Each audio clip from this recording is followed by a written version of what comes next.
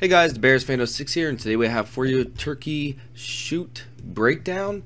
So let's go ahead and take a look. This video is solely my opinion based on the fighters, so you can decide to side with me or not. It's my opinion, and you can't fault me if I steered you in the wrong direction by accident. Anyways, first we're going to start with Bab. Let's just call him Bab. We're going to start with Bab.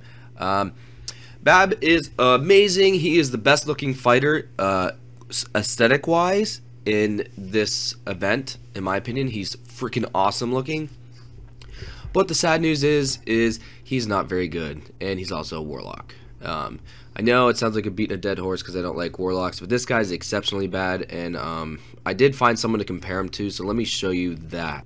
So we're going to compare Bab to Nasrin. This is the closest I could find, really. His pyro is adept and it's 3-to-1. Nasrin's pyro is elite, but it's 3-to-1. So Nasrin overall is definitely a better fighter. Just to show you how bad Babil is, he's really just a beginner fighter. He's going to be worth 1 to 3 bidders probably. 3 probably being the tops. I don't see him any higher than that, to be totally honest with you. Super fuse fodder, it's not even that much. Like, let me calculate it real quick. Alright, it's a good bit. It's 482 attack, 483. So people will buy him for that. 30 bidders probably for a 5 out of 5. Now I rethink it, just because of this a decent amount of super fuse attack. That's basically his main use. But comparing him to Nasrin's definitely better. His is an elite pyro, and he has more wisdom for his spell. Nasrin has 367 more HP, 55 more attack, 194 more defense, 1148 more wisdom. Babil has 454 more agility. Overall, guys, like I said, not a great fighter. We're not going to spend too much time on him. He's pretty basic. Basically just super fuse fodder for beginner players, one of the two. Intermediate and advanced players, just keep moving on. There's no use for you here other than fodder. Next is Torin on the pterodactyl. He has shock. So who did I compare him to? I'm trying to remember. Let me pull it up. Ah, yes, that's right. Gemitai, I guess that's how it's said. He's basically like the Scorpion. The Scorpion is a beginner fighter. He's not intermediate or advanced by any means. He's a beginner. He has smash. He has shock. Basically almost the same thing. Elite, 4 and 2. Stats wise, super close. This is why I compared them. Torin has 40 more HP, 48 more attack, 26 more defense, 6 more wisdom, 9 more agility. As you can see, really close. Intermediate and advanced players, super fuse fodder for attack. If you really wanted to HP, I guess it's a decent amount. Probably like 500, but attack's pretty good. So price wise, he'll be a little expensive for super fuse. Probably not at first though. I think at first he'll be pretty cheap because there'll be a ton of them. I might grab a few for super fuse fodder because 4917 times 12%, 590. Holy shit, that's way more than I expected. All right, that's not bad at all. I didn't even think about that. So 590, 1770 total for 3 of them. That's not bad at all. So good super fuse fodder for new players. He's okay. I mean, he won't be. Any new players, they'll get some use out of this guy, but really close to the existing player. So let's keep moving on. Last in the stage 3 dungeons, KiK Id. We have him. He is a sting all, and unfortunately, I just did a sting all video, and then they come out with this guy, and then now I have to go through and put a annotation in there. But KiK Id, unfortunately, his sting is 1 cooldown like we figured it would be. It's not 0. Turns out his stats aren't that great. You might be surprised who I'm going to compare him to. Let me pull it. So we're comparing him to the Firebird recolor, really, because overall they're really close. Sting, adept, 3-to-1, both the same. KiK Id has 230 more HP, 176 more attack, 116 more defense, 168 more wisdom, 428 more agility. The reason why I didn't compare him to the next person up, because the next person up had 4,000 attack, so he was more useful in the category of being able to do damage during his off turn before his proc comes up. So I thought the best was to compare him to the Firebird recolor, and this would be, he's just slightly better than him. He won't be worth a fortune. Agility fodder if you prefer for intermediate and advanced players. For beginner players, really not much use for you there. Low HP, low attack, doesn't give you much use for him unless he has this proc up. So beginner players, the first three are basically for beginner players or for superfuse fodder. And intermediate and advanced players, not much use for them, unfortunately. Typically how dungeons go for the first three. Now to move on to the big guns here. Margolin, this is the first one. This one I had a hard time comparing because there's only 3 thwart alls. There's her, there's a rare, and there's the legendary. I wasn't comparing it to the rare, and I wasn't comparing it to the legendary, so I had to compare it to a thwart fighter. And let's move over and we'll compare. So I'm comparing it to Margolin. They're basically twins, except for 2 things. She's thwart all, he's thwart. Hers is adept and his is elite. She's 4-2, he's 3-1. Now, what would I personally take? I would personally take the thwart all over the thwart. The 1 cooldown, the elite, is nice, but I prefer to attack all the enemies at once. A correction on thwart all and thwart and thwart all do rank in the same category as preempt and preempt all, just different names. Now, how it works is it's based off wisdom, so that's why they call it thwart, not preempt. The fighter that has the most agility will go first. Thwart does not go before preempt. It's based on agility. They're in the same category. The reason why you never see thwart fighters is because their agilities are so low that the preempts obviously outspeed them and kill them before they can do anything. They have low HP. They have higher attack, which is nice for off turns, but being slow, they usually die before they can do anything anyways. Now, if you're fighting like a champion line with your thwart all, obviously your thwart all would go first and would be awesome. But comparing it to Rang, Margolin has 34 more HP, 78 more attack, 18 more defense, 74 more wisdom, 23 more agility. So as you can see, they're really close. The only difference is their skill. It's thwart all versus thwart, whichever one you prefer. She's okay. I would put her as a beginner a fighter as well. So in the beginner stages, superfuse wisdom fodder or attack fodder for advanced and intermediate players. I just don't see any usefulness for intermediate or advanced players. For beginner players, obviously this fighter wouldn't be too bad. Price wise, she might be a little expensive. She's not going to be super expensive, but she'll be a little expensive. So for beginner players, it might be a little struggle to get her.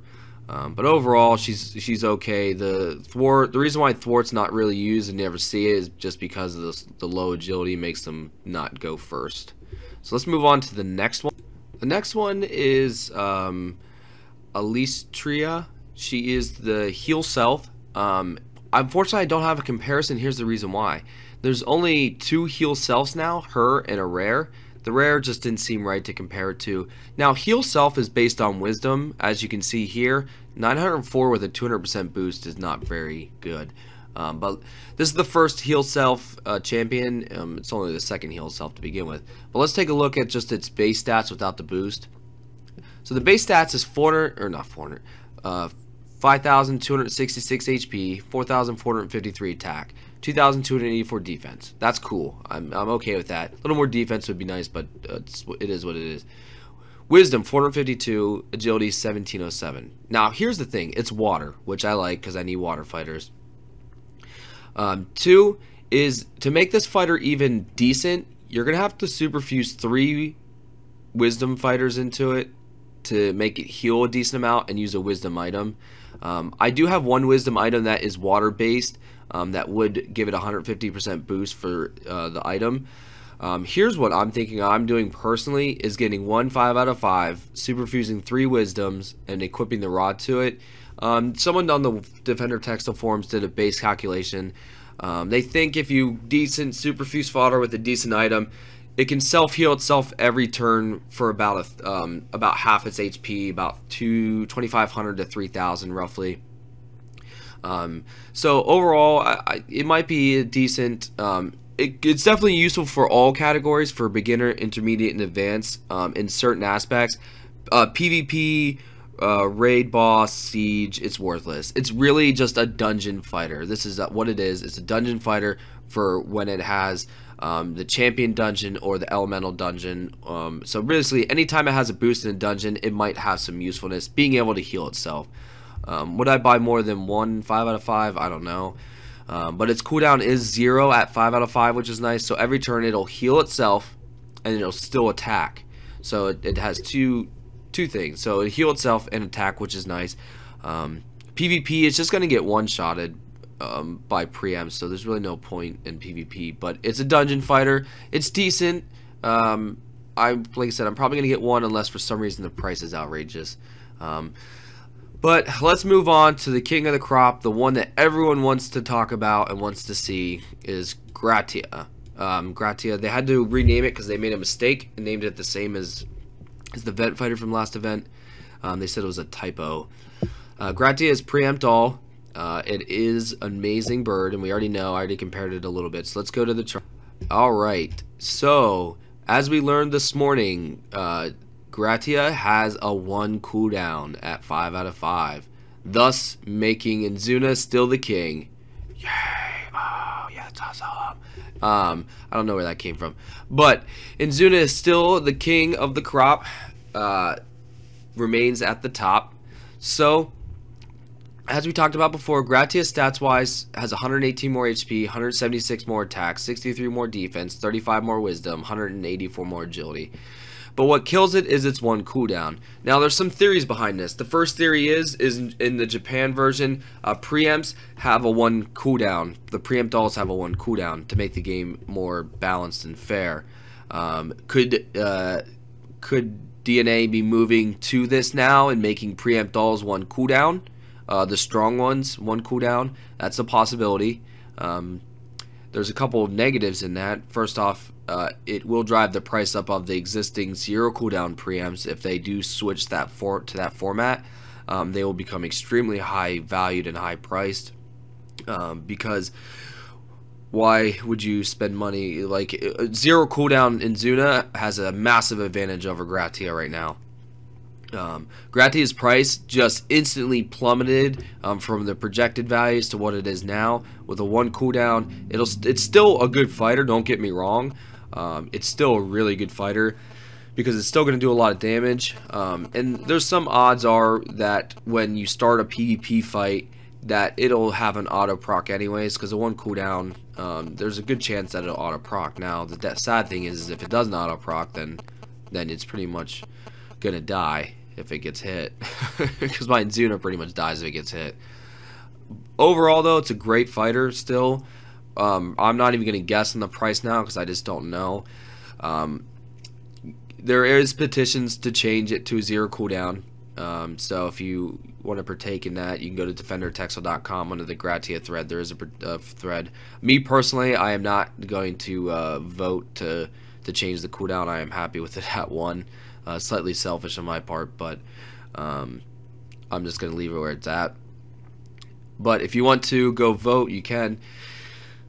Man, I don't know what else to say. It's ugly, the Gratia. I think it's stupid, but overall, it is still a good fighter. Inzuna is still the best. There's a lot of letdowns today. A lot of people are mad and upset that they made it worthless.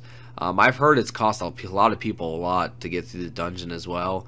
So do not look at me to be going through the dungeon. It's just not going to happen.